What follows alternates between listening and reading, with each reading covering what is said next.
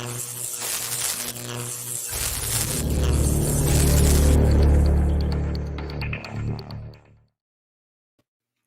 everybody. Thanks for tuning into Revolution Radio. It's Tuesday night at 8 p.m., and this is the Idavox Report.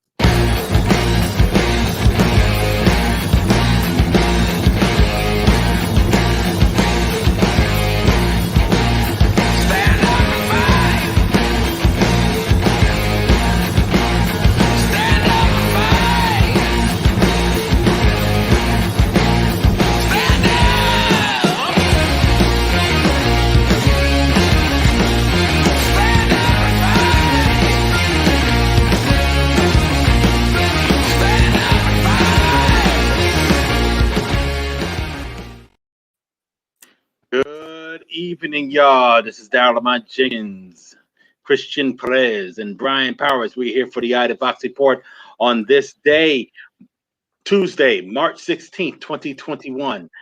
It started the Ides of March. Yesterday. Yes. March.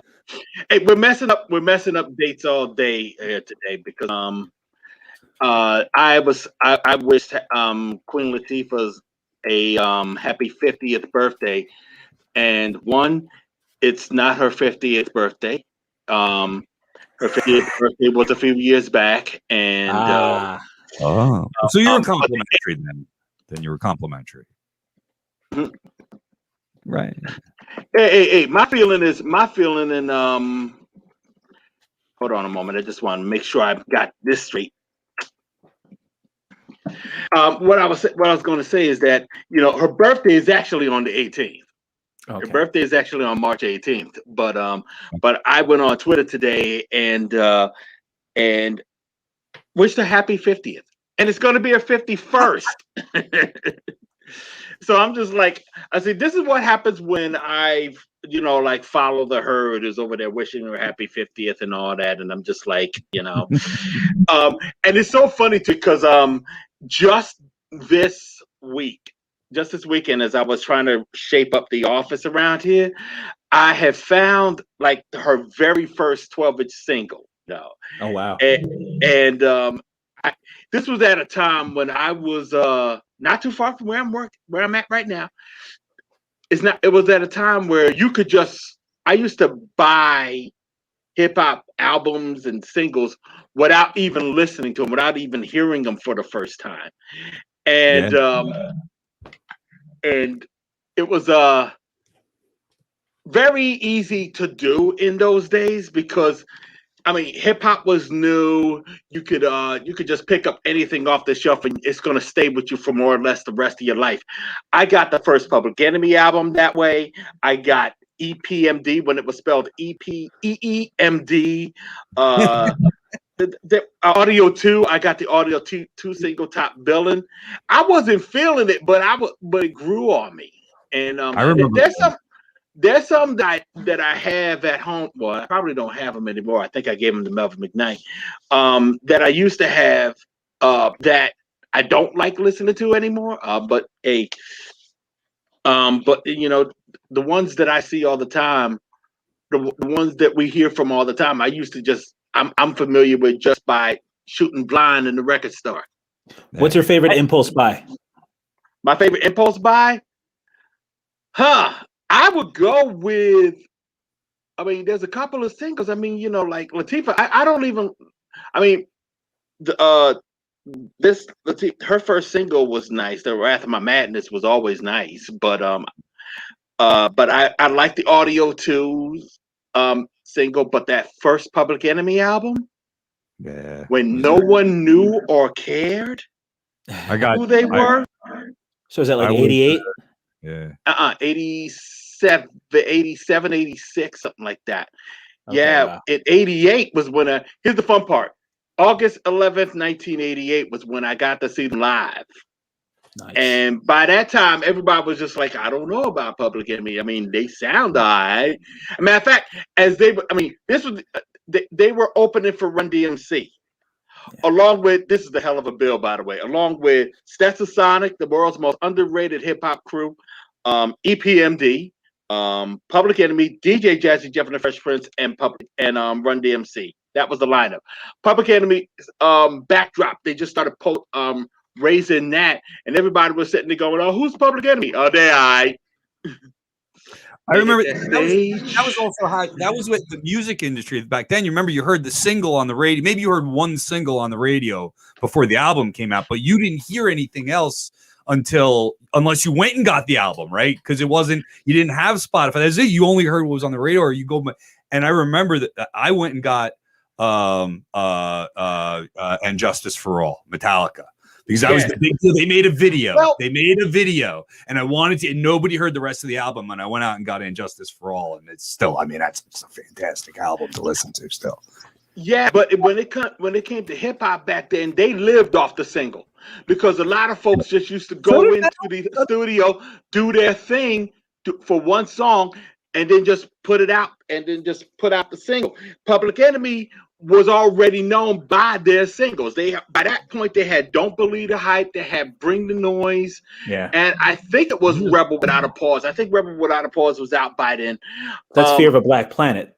No, that was Takes a Nation of Millions. Takes a Nation. I'm sorry. And nobody, and they really didn't play. There wasn't really anything, as far as I know, from the first album, Your Bum Runs the Show. I don't think there's anything that they were pumping on the radio back then. But by that time, I was in the Air Force. I was in Virginia, and back then, hip hop that was being played in New York didn't necessarily make it down to us just yet.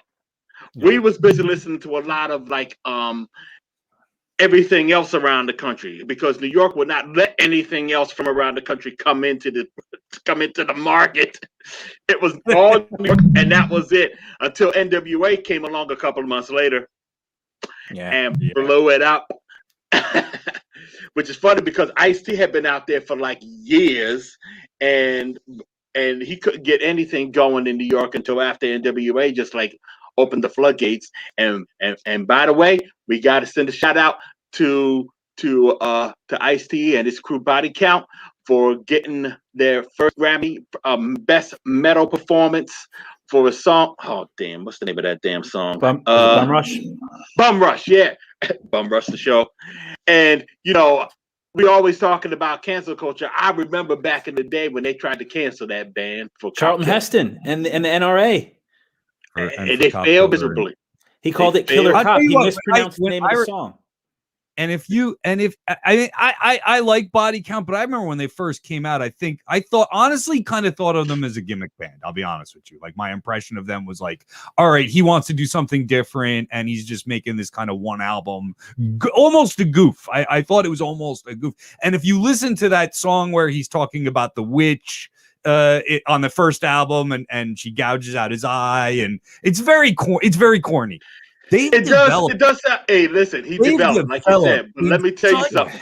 They are so fucking good. The guitarist is one of the best metal guitarists out there, and it's just to hear, like, and I just wonder, like, if he wasn't Ice-T, we would never know about these amazing musicians in Body Count. I think it's a shame, but they all around as a band, Body Count is.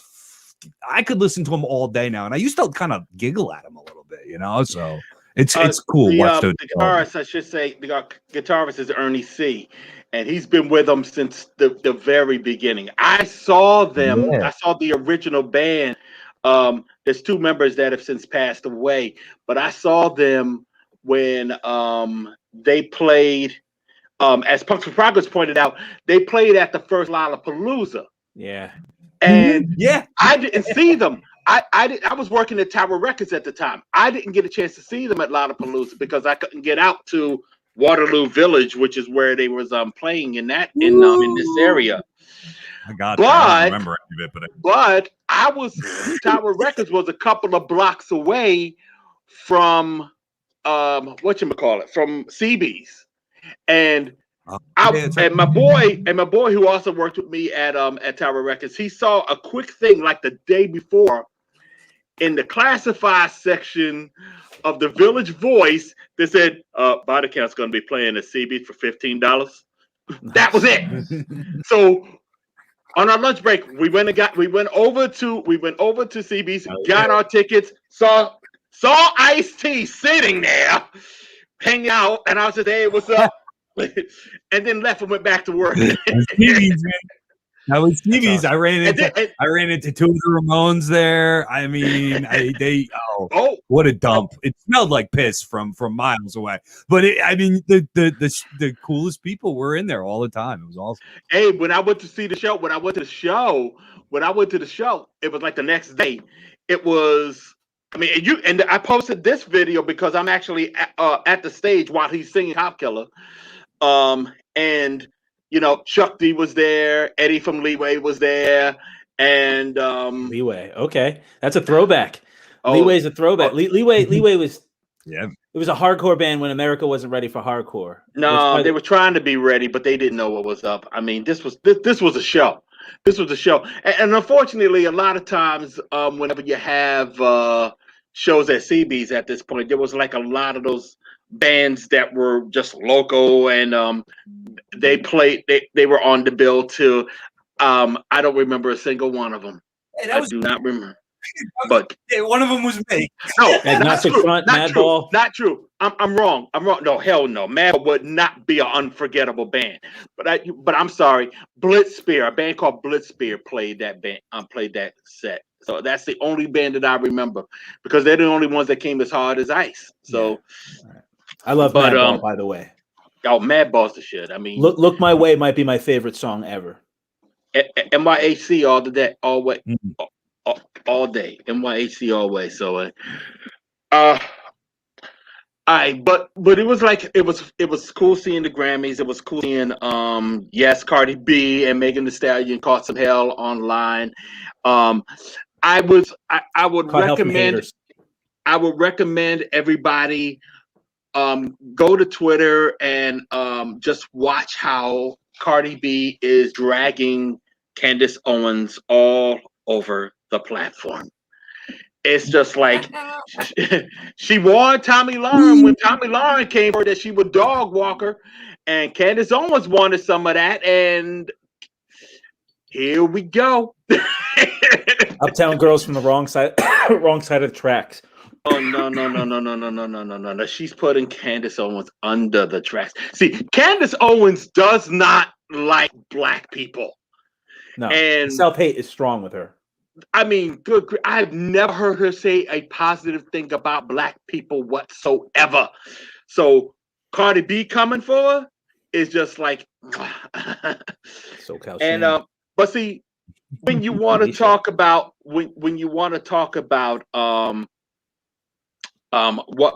black people bring to the culture, and black people and you have folks like Cardi B coming up on Fox News trying to basically tear it down. Can't do it. This country would be so lame without there's nothing cool in this country culturally that black people did not create. I don't care if it's the guitar created by a Moorish Spaniard hundreds of years ago, or rock and roll, jazz, or the blues itself. You go to the Country Music Hall of Fame, they themselves say that black music is one of the inspirations of country music. This country would be lame as hell without black people. Like this. Well, thank you, but it would not exist. It would not exist. Well. Take a look at the name of this report. Idavox report. Where is she? She should be right behind you. Blocking her. Right behind you. That woman right there is the reason why I do what I do. She called out lynch when no one else would, and I call out fascism when no one else would. So, but see, here's the thing that also comes with me too. I mean, I'm also inspired by people like Mary McClure Bethune and Carter G. Woodson. These are educators and people who, I mean, I come from a family of educators. Yeah, I mean, I come from a family of educators. So, and I'm a writer. So my whole thing is about educating. My whole thing is about helping people to understand exactly where we, and sometimes I, come from. I gotta say sometimes because I gotta be an individual sometimes, but and that's one of the reasons why I wanted to have our guest on today, because she is putting out a book.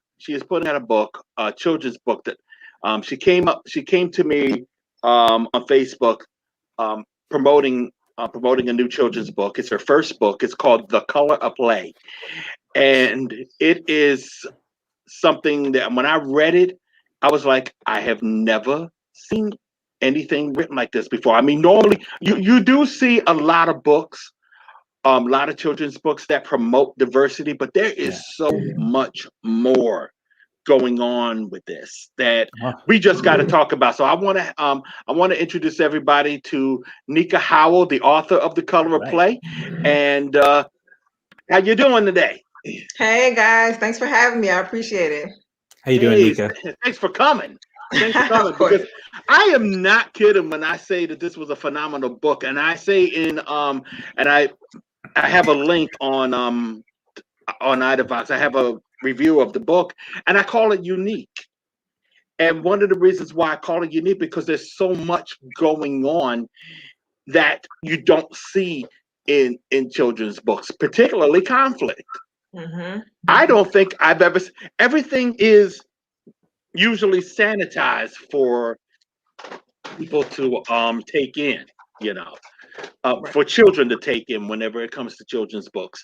But I think one of the things that makes your book unique is that you don't sanitize it. Well, you don't sanitize it as much. I mean, it's still a children's book, but there are questions that children have that even some adults don't even know how to answer.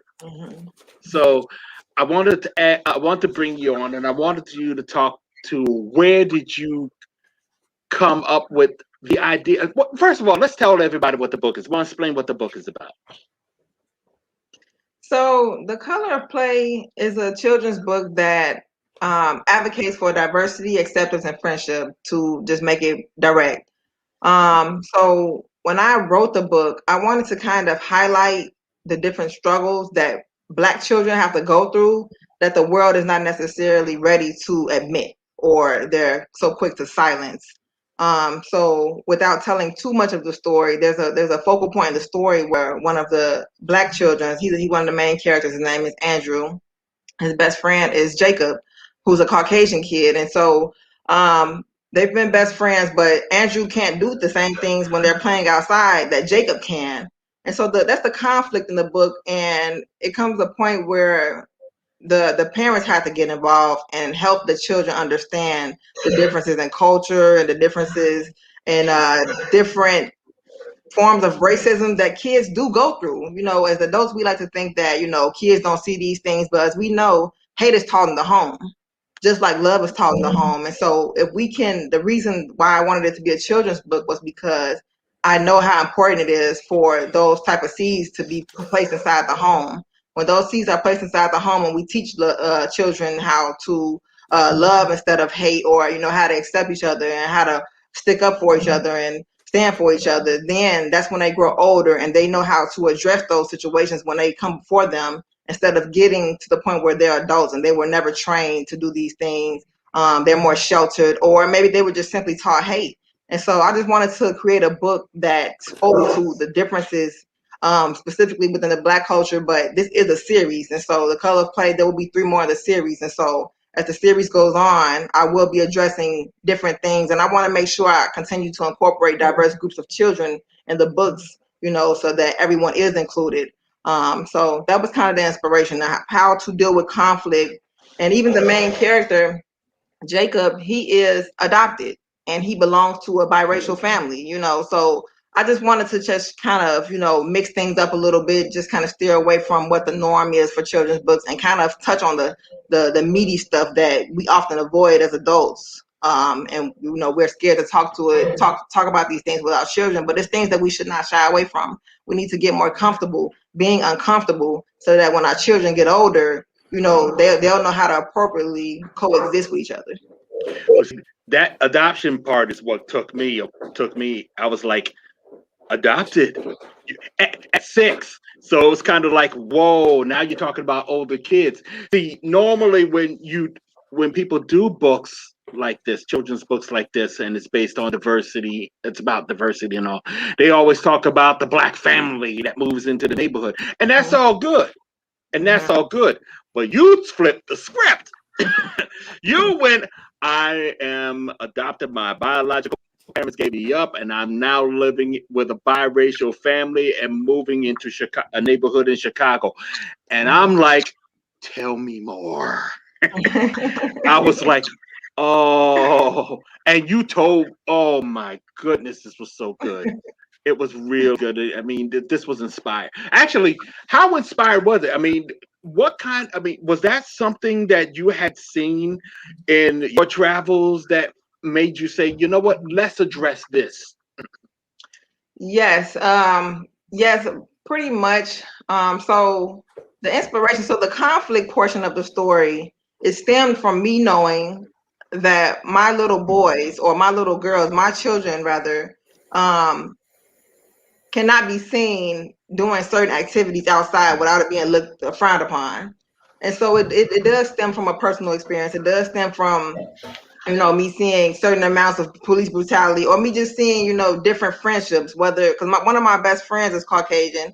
And so there are things that she's aware of that she knows that she may be able to get away with, but she's open to it. Or a lot of people say woke, like she's one of those where she's knowledgeable about the differences between the two cultures or the two races. And so the book stemmed from a lot of personal experiences. And the reason why I wanted to bring adoption into it was because most of the time when we think about adoption, we see a lot of movies like The Orphan and all these movies in Hollywood where they portray adoption in a negative light, like, oh my gosh, this kid is adopted, there's no good is going to come out of this kid is going to be a statistic and things like that. So I wanted to kind of do a little plot twist and bring adoption into a good light, like a kid that most people probably wouldn't think is adopted. They don't think of most white children coming from those situations where they grew up in a situation where there was trouble or whatever case is, and then they were adopted by a biracial family, and then everything turned out great. And so I wanted to kind of like throw us like a few plot twists in the story and just kind of mix things up from the norm, because that story is already played out. And so we need to learn how to start addressing the other pieces of the story in order to see the whole puzzle. Otherwise, we'll just still be, at a standstill. 10, 15 years from now, we'll be at a standstill. Yeah. Christian, you had something? Yeah, I wanted to ask, was there like an aha moment for you where you were like, I have to write a children's book? Why was it a children's book? Can you talk about that? Was it a particular event? Was it something you've always wanted to do? Why this book? Why now? I think so. Let me fast forward to the past. I've been writing since I was 5. And it started off with writing poetry and short stories and everything like that. But I've always known that I would write a children's book. I just never knew when. So I'm glad you asked the when portion, because I think after last year in 2020, between 19 and 2020, all of the pieces of police brutality, and after I was involved in a lot of protests in the streets of Chicago, and even like last year, before COVID went really crazy, I think the whole world was protesting the police brutality. Like, it was global at this point. And so I think after that, it hit me, and it was like, now is the time to do that book I always knew I would write a children's book. I didn't know when, I didn't know what it was going to be about. But I think there's no better topic to write about than to observe the things that we go through. And let's acknowledge that kids have to go through this as well. So let's acknowledge it and let's put it in a children's book. And if the child doesn't quite understand it, because they probably won't, because like Daryle said, a lot of adults don't know how to address certain topics when it comes to race and differences in culture and stuff. But that's a conversation piece that we can put in our families and we can have together. We as adults should not be afraid to talk to our children about these topics that are rough to talk about. And they're gonna ask. Oh yeah, they're gonna ask, and they should. Mm-hmm. And so when they ask those questions, that's not something we should shy away from. Even if we don't quite know how to answer, it can become a great conversation in families and schools and libraries and bookstores. Like, let's continue to have this conversation. Like, let's not continue to silence these things. Let's talk about it, and that's the only way we can create changes, when we discuss it. How long was the process? Like, how much time would you devote, per day, per week? And from the aha moment to this book is done, how much time could you say you devoted? It may seem unbelievable, but what I'm about to say, I wrote this book fairly quick. I would say within a month, I was done writing the book, like just making sure that everything was tidy, like making sure the story was the way that I wanted it to be, and making sure things came off in a way that a child can understand for the most part. So I wrote it. It flowed naturally. Let me say it like that. The story just really came to me, and it was just like, okay, and it was just coming. It was just coming like page after page. And so what I did after I actually did the writing portion of it, I created a storyboard for the illustrations. Now, this was before I hired an illustrator. This is before I hired an editor to make sure it was crisp and everything. I created my own storyboard online so I can kind of get a picture of what it would look like next to the pages of the words, so it can flow well together. And then that's when I hired my illustrator and everything. And she was like, wow, like this is really helpful that you actually took the extra step to create like a visual for me to work with. And so writing the book was, I don't want to say it was a breeze, because it was difficult, because the things that are discussed in the book are personal for me as a Black female. And so there were some points in the book where I got choked up and everything like that, just coming to terms with things. But the writing process itself, it came natural.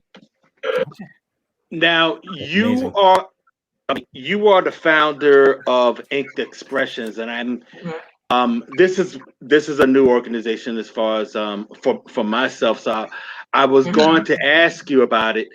It says your Inked Expressions utilizes creative talents to speak life to those willing to listen. Our mission is to utilize various methods of expression to help make the world more loving, diverse, unified, fair, thoughtful, and inclusive place. And this is coming off the Inked Expressions Facebook page.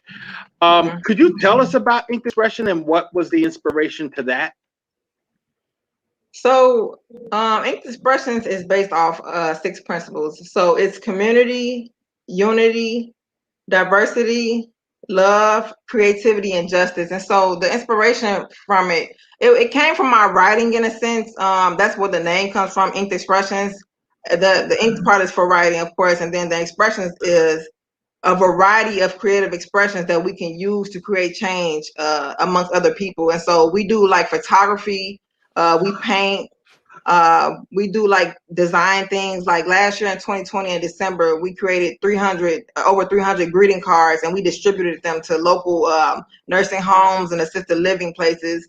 And in the future, we plan on doing more things with the community, as far as like working with children in schools or doing community projects. I don't know if you guys heard of this organization called Habitat for Humanity, but they're really good with building things from scratch, like homes or ramps for houses for people who may need it. So we plan on getting more involved.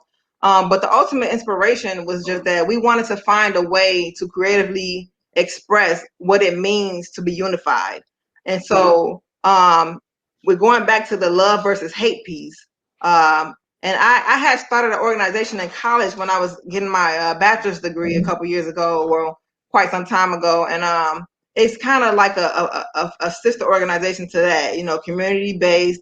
Let's be unified and let's find ways to work together and get a simple goal done or a common goal done. And we can do it through creative expressions. I didn't want to take like a traditional route of let's just put a website together, let's put a logo together and a symbol, and just do this kind of like standardized model of what it looks like to be an organization. I wanted it to be creativity based and use the arts that I am so passionate about to reach other people. And so that's kind of where it stemmed from.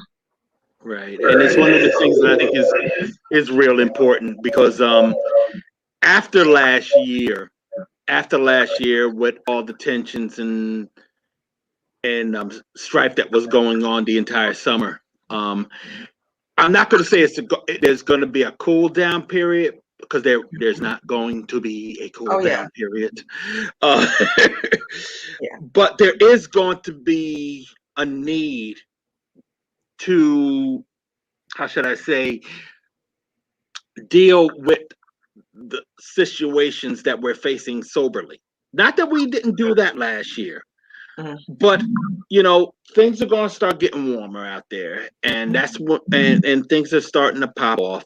Not pop off, but things could start popping off again. And people are going to start asking, how do we resolve those tensions? Now, obviously, it means dealing with bad cops. I mean, Jason Van Dyke is going to jail or went to jail, or sometimes I don't even know what they did to Officer Jason Van Dyke was a killer cop out of Chicago. A killer cop out of Chicago that basically, in many respects, got a pass from Rahm Emanuel, but I'm not going to get into it. But it's kind of like we need to figure out when we hit those streets and we get what we want, then what? And I see Ink Expressions, I see your work as being the answer to that question. As things are going forward, how do you see yourself as contributing to those questions that are going to be coming up as the strife, as the tensions are still out there? How do you see yourself addressing it and contributing to the solutions? For me, as an individual, and it may just be a part of my character, but as an individual and as a professional, it's important for me to not allow the world to silence my voice. Because in doing so, my hopes are that I'm empowering other people to not be silenced as well. Right. Everybody has a voice and everybody has a piece to bring to the puzzle. And so as we address those different challenges and those different adversities going on with systemic racism and just hatred as a whole, we need to remember the vocalization piece, and we need to remember that we all have a part to play. Like, there's a group of people who would prefer not to address these issues. There's a group of people who are content in their privileges, and they would prefer to stay in that bubble. But it's our job as the other side to be like, okay, hey, like, nothing's gonna get done if we just let this side just stay in contentment like that. And they need to get uncomfortable, just like we have to get uncomfortable. I think most of us who are trying to promote love and trying to promote unity and diversity, we're already uncomfortable because we are already on the front lines. But we need everybody to join in, because ultimately much won't get done if it's just us over here. Like, if this group of people are just over here fighting on the front lines and this group over here is comfortable and they're okay with how things are, they're still raising children in their households who feel the same way that they do. And these kids, they're going to ultimately grow up. They're going to grow up and they're going to take care of us. They're going to take care of them. They're going to be the future. And so if we could find ways to continue to not be silenced, that would be the best thing for me to do. And I think that by doing that through writing, and just by doing that through my organization, Inked Expressions, and by bringing people along with me that are willing to step out on the front lines and get uncomfortable and get their hands dirty a little bit, we have a lot of work to do. There's a lot ahead to accomplish, but we left a lot behind as well. But we got to keep moving forward. No matter how many times we stumble and fall, we have to. The forward movement is important. Yeah, and the whole thing about not keeping us silent. I mean, they're trying to silence us. I mean, for all their complaints about cancel culture affecting them, I mean, we just got through talking about the Grammys, and you have them trying to go after people like Colin Kaepernick for speaking out, and you're talking about the efforts to try to stifle our ability to vote. Kentucky's passing a law that says that you cannot insult a cop. Yeah. And so they're trying to silence. They're trying to silence us. It will fail. It will fail, but it all depends on us. So, Christian. Yeah, I was going to say the people that tried to cancel Dungeons and Dragons and Iron Maiden, the people that invented McCarthyism, are the people that are complaining about getting canceled. It's always the same grift. It's the same nonsense. It's always the same lies with these people. But I wanted to ask Nika, what type of research did you do for the book? Was there any social research you did? Anything historical that you make reference to? What kind of research went into the book? Most of my research was social. It was related to my target audience, because even though it's a children's book, I still wanted to find a way to relate to the parents and the libraries and the school teachers and things like that. So most of it was relating to my target audience, like how the marketing piece, like how to get their attention with this book, how to get them, I don't want to say comfortable, but how to get them to acknowledge, like, okay, this is a very needed conversation piece that we need to have. And so I did a lot of research on the social targeting aspect of it. As far as the story itself, literally all of that story came from personal experiences. So that was just a natural input into the book that I didn't necessarily have to research because I had lived it in several different ways. Okay. But I have a question for you guys. What do you think? Why do you think there's so much backlash as far as like trying to silence the movement or silence the movement of unity and inclusion and things like that? Do you think it's fear, or what do you guys think is the leading cause of people trying to silence voices that are trying to be more inclusive and loving and to fight against the hatred? I think it's definitely fear. It's definitely fear because you are talking about a country, a nation that has been built on our backs, and they see us over the past just maybe 12 years alone, throwing them off our backs, and we are basically coming up, and we're showing everybody exactly what it is we can do, and they like it. I mean, that's one of the things. Yeah, I won't argue. I'll say it's also ignorance, though, and I can tell you, I grew up in an all-white neighborhood, and when I look back at myself, when before I met such great comrades and politically educated me and got me to kind of understand white privilege, I wasn't taught that growing up. And when I look back on younger Brian, I mostly think of him as ignorant. I mostly think of him as a kid that just was ignorant, just didn't understand people that weren't himself and didn't come from his community. And it took that understanding. I think that's why your book is good, because it kind of takes place between communities, even though it's based in in one town. It's between these different groups, and I didn't have that experience growing up, and I just define it as ignorance. We weren't taught the realities of who people are and what their place is in our society. We were taught that we were in charge. I'm a white guy, so I was going to be in charge, and that's what I was groomed for. Yeah. I would just add that as long as everyday people, poor people, people of color, immigrants, the LGBT community, as long as we're bickering amongst ourselves, it's easier for the wealthy to get away with low taxes, to get away with economic exploitation, to get away with overseas just meddling in other countries overseas. As long as we're fighting amongst ourselves, we're not asking the big questions, right? Race issues, class issues, cultural issues, all these issues are important and we need to address them. But in doing so, we also need to look at who has power in this country and why they have that power. And we need to ask if that power is actually legitimate, whether it be economic or political, because those two are usually intertwined. And that's why they're trying to silence us. We will ask those questions and we're not getting proper answers.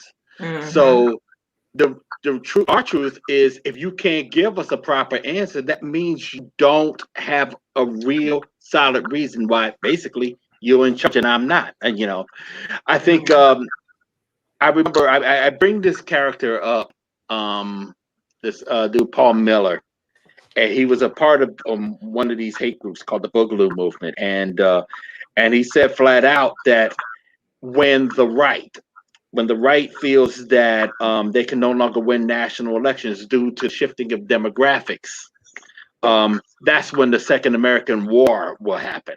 And my feeling is, if you're fighting a war over that, one, you're going to lose it. But two, never mind the war, you've already lost by even wanting to fight that war. Corporate America is on our side. To some extent. No, but you know what I mean? To some extent, right? Nike is still exploiting people overseas. But if Colin Kaepernick gets a Nike deal, you lost. It's over. Yeah. Right? Yeah. Like when the right is criticizing corporate culture, it's not leftist culture. It's corporate interests realizing that there's more money in diversity, multiculturalism, and turning away from hate. Like, this isn't like we're going to win because we have corporate America on our side. And as anti-capitalist, I cringe when I say that, but it's the reality. Like, we have the money behind us. And my feeling is too, when that comes into play, and I gotta ask you, Nika, how do you feel about our future in that regard as we grow, as we build? How do you think that we are going forward in a positive way? What kind of kinks do you see in our armor? What kind of things do we need to kick to the wayside ourselves as we go forward? Great question. Great question. So, I'll be honest with you. Sometimes I'm not so sure. Sometimes it doesn't feel like we're moving forward. For instance, perfect example. Technology nowadays, like it's not that racism is more prevalent now. It's just it's videoed more now, and so technology has made things more visual for us to see on the forefront. And so, but sometimes, especially with colored people, even if something is recorded, it's like no one's held accountable. Like for instance, in the instance of police brutality. So in instances like that, it kind of hurts, because I don't know if we're moving forward. Yes, technology is great for a lot of things, but it's like something that was supposed to aid us in that situation. It did no good. So it's moments like that where I'm like, how much farther do we really have to go? Like if someone's recording some injustice and still is not held accountable, the perpetrator is still not held accountable for what they did. I mean, what more evidence do you need? I mean, it's things like that. And then there's the other side where I know that people are fighting on the forefront. And I know that we're not going to get everybody to fight this battle with us and move forward with us. That's fine, because you can never be a people pleaser in that regard. Everyone's not going to be on board, and that's totally fine. We still have to move forward. So I know that there are people like myself and you guys who are out there on the forefront fighting for these changes and these differences and being vocal and not backing down. But it's 50-50 with me sometimes, because it's just like, things keep happening, and especially in Chicago and bigger cities that's similar to Chicago. It's like we see a lot of violence and different formats. And so it's just like, okay, well, where do we draw the line? How do we still see those things and bleed inside and still remain human without being desensitized to it? So it's kind of hard to just be all positive all the time, or you can't be all negative either. It's like, it's this constant battle with yourself, especially as a colored person, trying not to be desensitized to all of the ignorance and all of the pain and hatred in the world, and still trying to move forward. Now, you said also there's going to be 3 more books. 2 more books, yeah, right? You said it was a trilogy. 3. There's going to be 3 more books. What kind of issues do you see yourself addressing in those books? So, and when will we see them? So the series itself is called Color Me Human. Color Me Human. And I chose that title because I think, especially minorities, I think people expect us to go through so much and to have so much pain inflicted upon us, and then expect us to just be okay at the end of the day. Like mental health is not real, as if we can just, suck all these things up and still be okay. They forget the human piece. And so I wanted the series to be named Color Me Human, because I want people to not forget the human piece. Like even all this pain that comes towards us on a regular basis for quite some time now, if we look at our past and our histories as minorities, and look how far we still have to go in this fight and this struggle and this forward movement, it's like, don't forget that we're human at the end of the day, and we still have all these layers to us that, yeah, if hate's intention is to peel those layers back and destroy us, yeah, fine, that's one thing. But at the end of the day, we're still human, and we're still gonna move forward and everything. And so the next book is called Listening in Color. Can't tell you too much about it because I don't want to spoil it, but that's called Listening in Color. And that one's gonna have female main characters. And so I don't want to leave the females out, because I'm like a feminist, not radical, but I'm really rocking with the females and their power and strengths as well. So it'll kind of focus more on the female aspect of things, and still be diverse in its ways. And then the other ones, I do have the titles already, not gonna tell you, but there will be 3 more books in the series.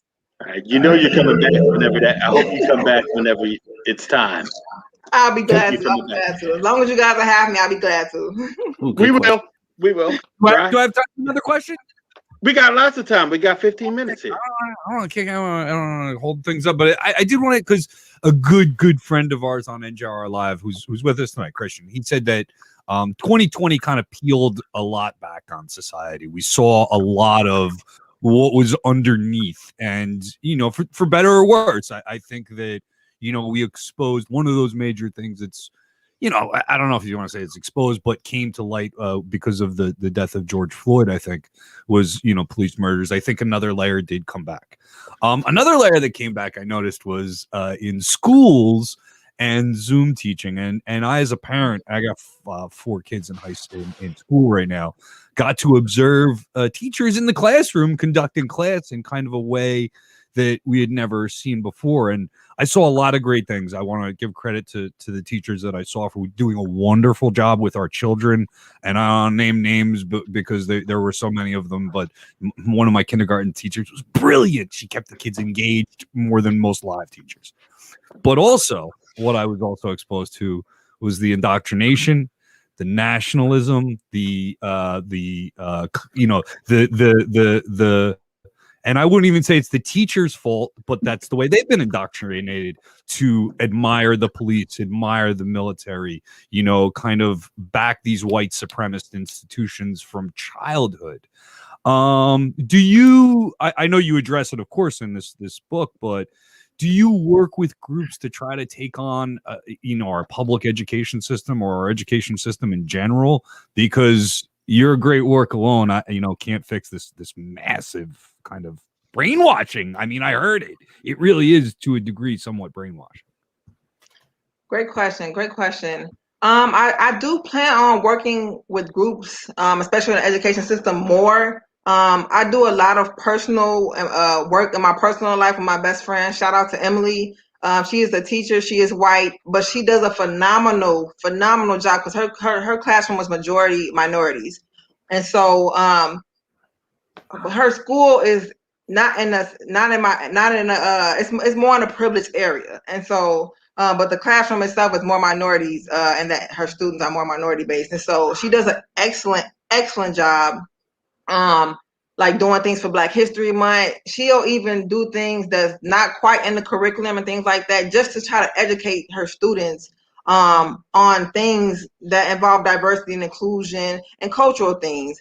And I think she's done a great job with bringing other teachers on board with that type of mentality. And she's not afraid to take that walk with us, and she's not afraid to be on the front lines and do these things. So that's why I want to encourage more teachers and educators, even if you're in the corporate world, just more people like Emily to just get out there and take a stand. And yes, you might get looked at crazy by a lot of people because that's not the norm at all. It's not normal for teachers to not be afraid to stick up to, the hierarchy of the school, who are just used to teaching this same old propaganda.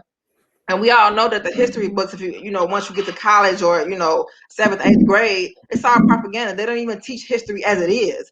They tell you the pieces of history that they want you to know. And then our kids are screwed up when they get older, wondering, well, why am I just learning about my history now? Or why am I just learning about this now? How come I didn't learn about that in elementary school? Well, you got to take it upon yourself. At the end of the day, your job is to teach and educate your students.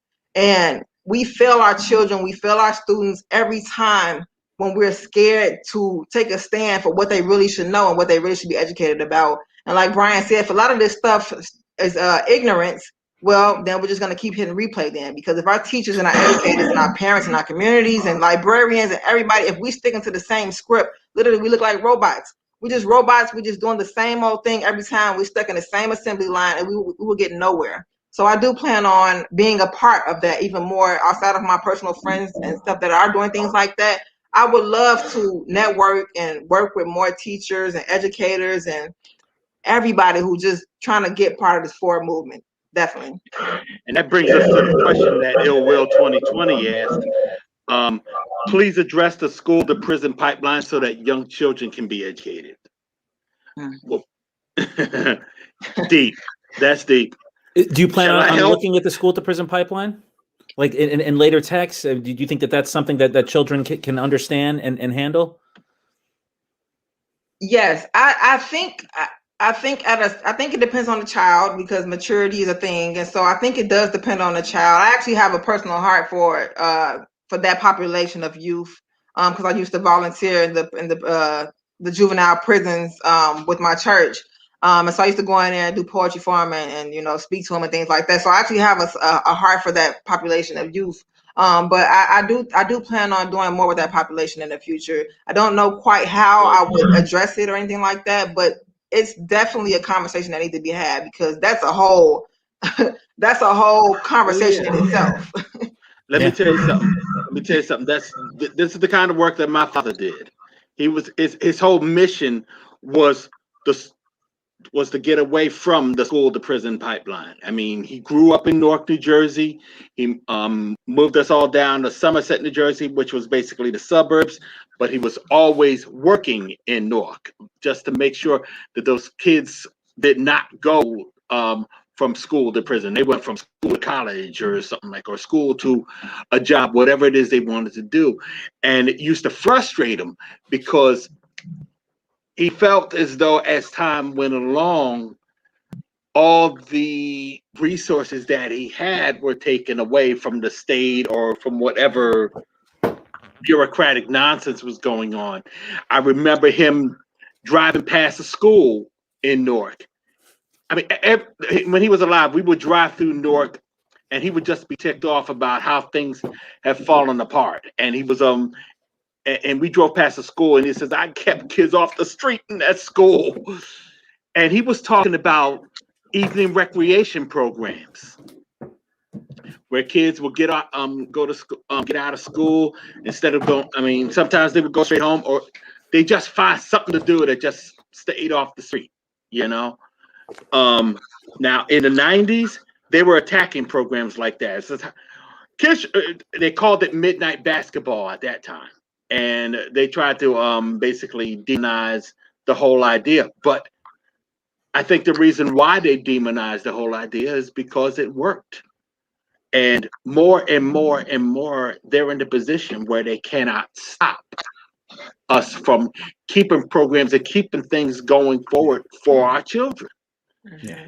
And oh man, I mean, I'm thinking about. I'm sorry, Chris, but I just got to say, I'm thinking about my father being pissed off as we went past the school. I mentioned it in the column at the time, and it's hitting me right now because I'm thinking about all those kids that were lost in the 90s that could have been here today, just doing what they needed to do, And I hope we're getting to a place where there's going to be fewer and fewer of that. But we see how angry the other side is getting as we try to come up, as we do come up. And we just know that we just got a lot more work to do. We got a few minutes for Christian. Go. No, I was just going to say, if people of color, poor people, the LGBT community, if we don't know our history, if we don't know how to ask questions, if we don't know how to think critically and analyze, we're not going to ask questions. So piggybacking on what we said earlier, why do we keep squabbling? Why do we have these problems? Why is there inequality? I mean, this is why. If people are systematically underfunded, don't have access to the education they're supposed to, they are going to grow up to be nothing more than consumers, right? And the side effects are the decaying of our democracy, the decaying of culture, the decaying of political institutions. That's just the 2 cents that I wanted to throw into this. But really quick, Nika, are there any other books that inspired you? Like children's books or young adult books, authors, or anything that you felt kind of pushed you in this direction? Yes. Forgive me for not having the author's actual names. I'm a fan of a book called Little Legends, and in that book, it's a children's book, but the author does a great job, kind of displaying all of the minority people who have done great works in the past. Inventors or educators, doctors, and so the book really highlights that, and I think that's an important piece to highlight. All of the incredible things that minorities have done. On TV, they like to highlight all the negative things that minorities have done or all the negative images of us. They like to pick us apart and make us seem like this monster And so when I read the book Little Legends, and there are many other books like it that are similar to it, it kind of caught my attention because that is important for us to, kind of elevate each other. It's our job to elevate each other because the media's job is going to do one, they're set out to do one thing and pick us apart and make us become this monster or whatever. But there's this other side, which is the more true side, the more accurate side, where we're actually creators. We're actually doing a lot of things in our communities, and we're actually out there making change. And like Daryle said, a lot of the world, like you guys were saying earlier when we were talking about music, is built on the backs of minorities. And so I think we need to continue to, replay that piece and that component and continue to infiltrate that in the minds of others. Like this is who we really are. We are great. We are powerful. We're strong. We're courageous, and those things are important to set in. We need to make sure those things are set into people's minds. Mm-hmm. And I'm pointing out, no one can really see it, but this whole poster right here is done of all of a lot of our heroes, and I putting it behind us right now, even though no one can really no one can see faces, but there's scores of that. This is our history up here. My parents raised me right. we talk about. I got books like this about our history back in the day in vaudeville and things like that. So I'm a student of history. As a matter of fact, it's history, not really philosophy, but history that actually encourages my work today. How is it that we were able to build, and how can I contribute? Those are the two questions that I always ask. And to the point that's being made by SoCal Shannon, cops have no business on school campuses. Every time you see a cop on a school campus, that's an overseer. That's somebody trying to make sure you don't flee the plantation. And if you try to, something bad is going to happen to you courtesy of that cop. How many times have we heard about kids getting slammed to the ground by some police officer that's on we've seen it on video. Yeah, those are the most disgusting videos on the internet. They're the most disgusting videos on the internet. Watching grown men attack children and throw them. It's bleh. But the point is, hey, they're disgusting. We know that. We also know that they're getting away with it all the time too. But the point is, the fact remains that we are having a problem. We have had a problem going back generations of dealing with this problem with bad cops out there just overstepping their boundaries and undermining our rights and our freedoms, our liberties. I went to, if you get a chance, go to the Negro Leagues Hall of Fame, Negro Leagues Museum, which is also the Jazz Museum in Kansas City. In the middle, I went there. In the middle, there's a picture of the NAACP protesting police brutality in turn of the last century, in the 1900s, 1908, 1909.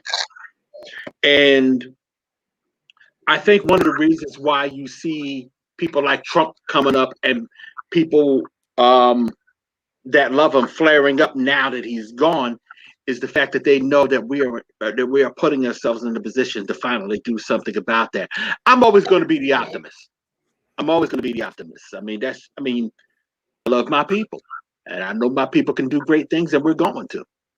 And my mission in life is making sure I clear a path.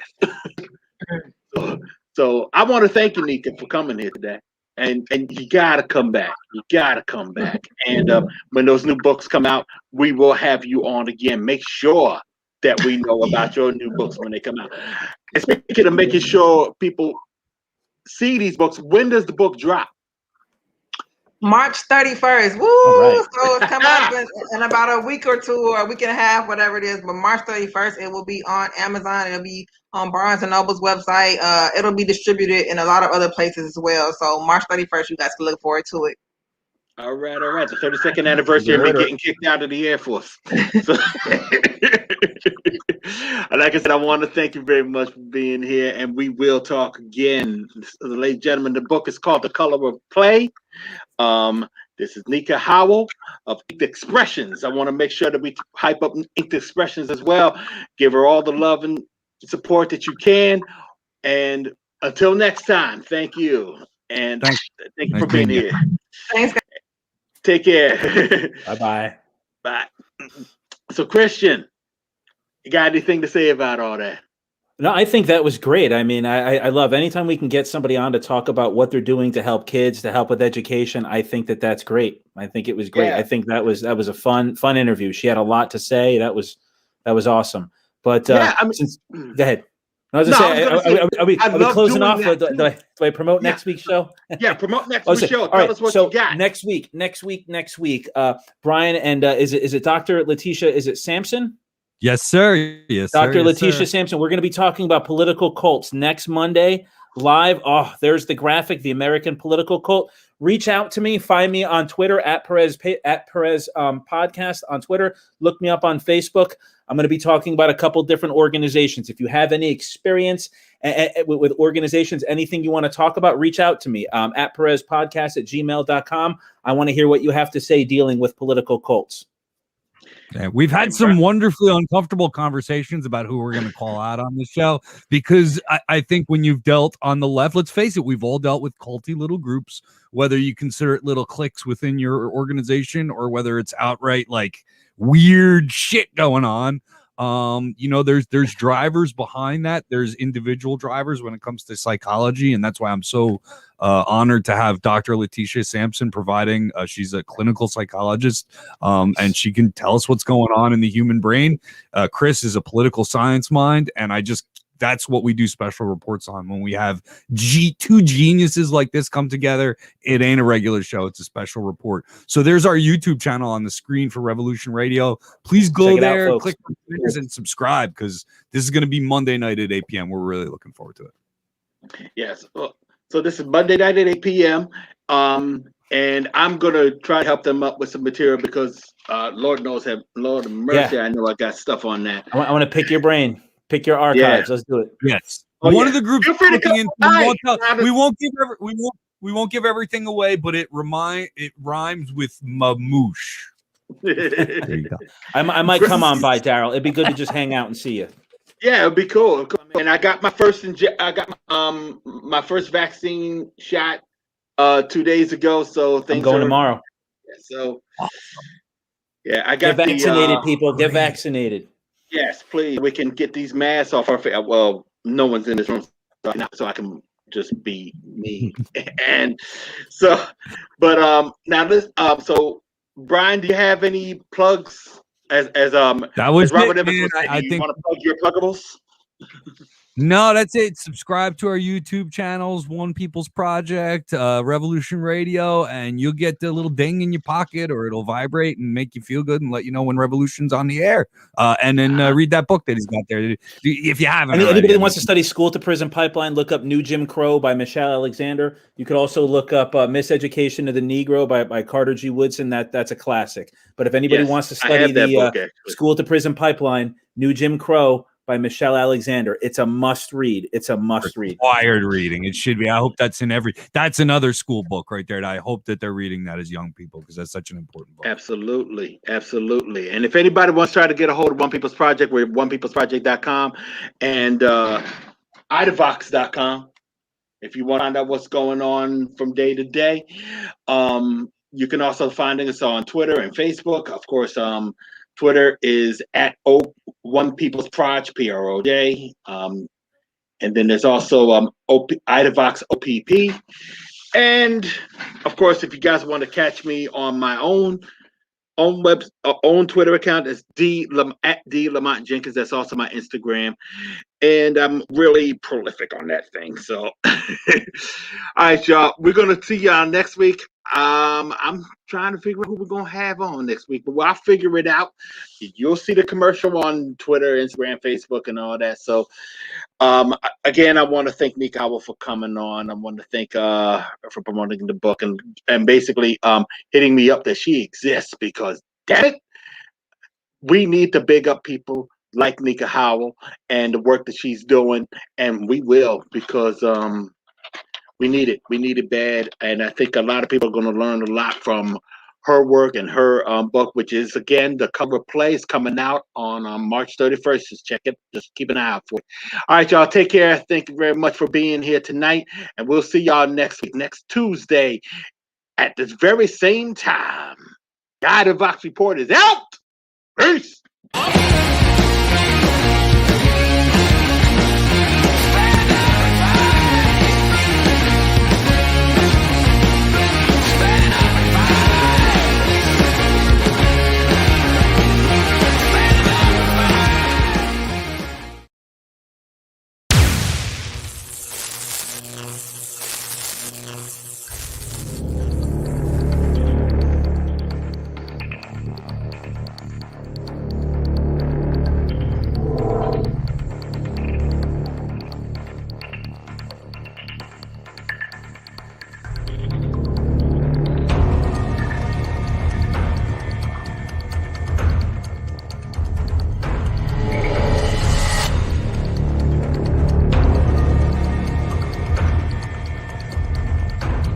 Thrown against the car, handcuffed, and that's what happened last night.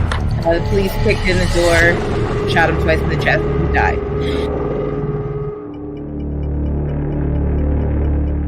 Before you knew it, we had 500 families. We had over 100 volunteers calling us. We were on the phone constantly.